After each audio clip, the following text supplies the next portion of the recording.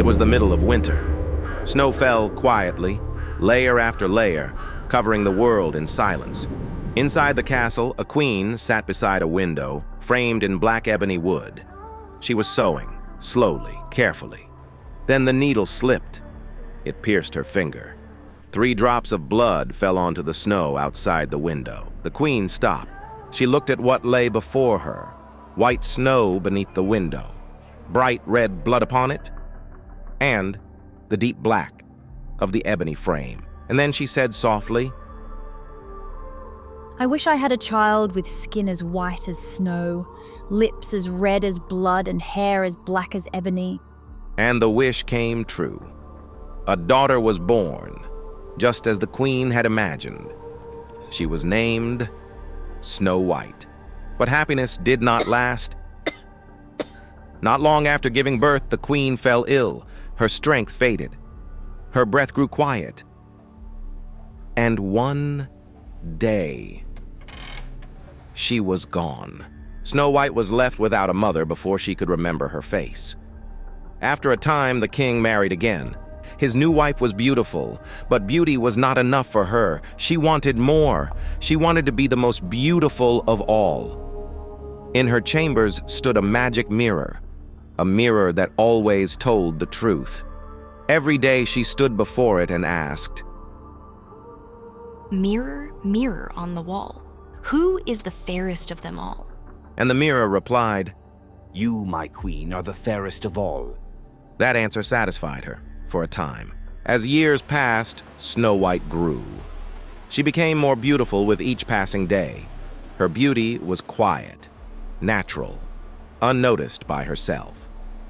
One day, the queen stood before her mirror once more.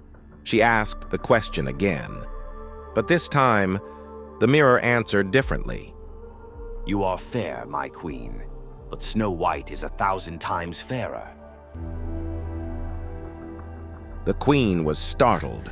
Her face grew pale.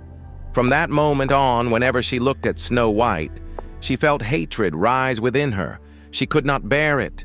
The queen summoned a huntsman. She commanded him, Take the girl into the forest, kill her, bring me her lungs and liver as proof.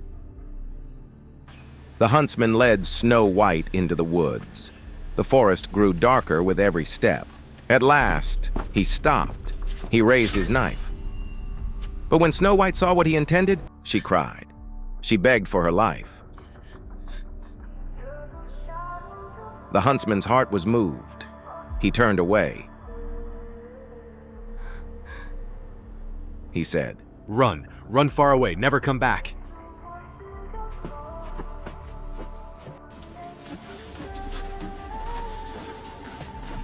He killed a wild animal instead and brought its organs to the queen.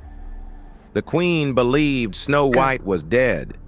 She ordered the organs cooked and ate them, thinking they belonged to Snow White. Snow White ran through the forest. She ran until evening fell. The trees seemed alive around her. At last, she came upon a small cottage. Inside, everything was small and orderly. 7 small plates, 7 small knives, 7 small forks. Snow White ate a little from each plate, drank a little from each cup, and lay down across the beds. That evening, the 7 dwarves returned home. They saw that someone had been there. They found Snow White asleep.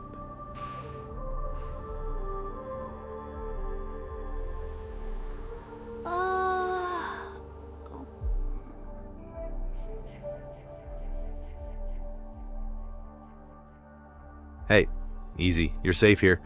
No one's going to hurt you. They listened to her story, and they allowed her to stay on one condition: never let anyone inside. The queen returned to her mirror. She asked her question. Mirror, mirror on the wall, who is the fairest of them all? The mirror replied, Snow White lives. She dwells beyond the 7 mountains with the 7 dwarves. And the queen swore she would destroy her herself. The queen disguised herself as an old peddler woman. She traveled deep into the forest until she reached the dwarf's cottage. Snow White was alone. The queen knocked gently on the door. Snow White remembered the dwarf's warning, but the woman seemed harmless. She opened the door.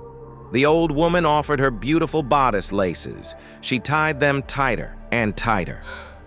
Snow White gasped. Her breath failed her, her vision darkened. She collapsed onto the floor.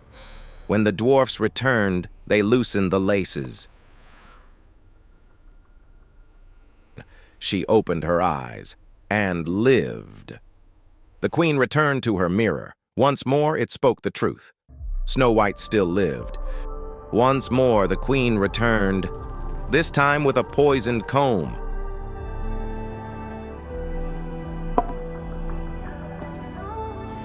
She found Snow White alone once more and placed the comb gently in her hair. At once, Snow White fell to the ground, motionless. When the dwarfs came home, they knew something was wrong. They removed the comb, and Snow White awoke, alive again. The queen's rage knew no bounds. She returned to her mirror one final time. When it revealed that Snow White still lived, the queen prepared her most deadly plan. She poisoned an apple. One half looked fresh and sweet. The other half carried death. Disguised once more, she returned to the cottage. Snow White hesitated, but the apple looked harmless. The queen took a bite from the safe side to prove it was not poisoned. Snow White took one bite and fell to the ground. This time, no breath returned. When the dwarfs came home, they wept. They tried everything they could, but Snow White did not wake. Believing her dead, they placed her in a glass coffin so her beauty could still be seen. After seasons had passed and the dwarfs continued their watch, a young prince traveled through those dark woods. He had never been there before. Few dared to wander so deep among the trees. As he rode on, something caught his eye. There, beneath the trees, stood a glass coffin. Inside it lay a young girl. He loved her.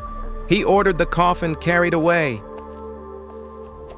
Servants were called to carry the glass coffin away, slowly, carefully. They lifted it. Then, one of the servants stumbled.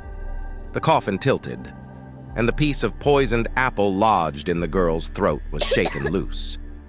It fell from her mouth. Snow White drew a breath. Her chest rose. Her eyes opened. She was alive. The prince stared in disbelief. Snow White sat up and looked around her, confused and afraid. He spoke softly. He asked her to become his wife. Snow White agreed. Preparations for a great wedding began at once. Invitations were sent across the land. And among those invited was the queen herself. She prepared herself and set out for the wedding. When the queen arrived at the wedding feast, she stepped into the grand hall, and there, she saw Snow White, alive. Her heart froze. For her cruelty and envy, the queen was condemned. Her reign ended that very day. Justice was done. Red-hot iron shoes were brought. She was forced to dance in them until she fell down dead. And so the story ends. Snow White and the prince were married amid joy and celebration. Music filled the halls.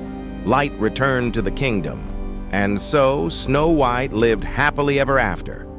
This is the original tale of Snow White as told by the Brothers Grimm.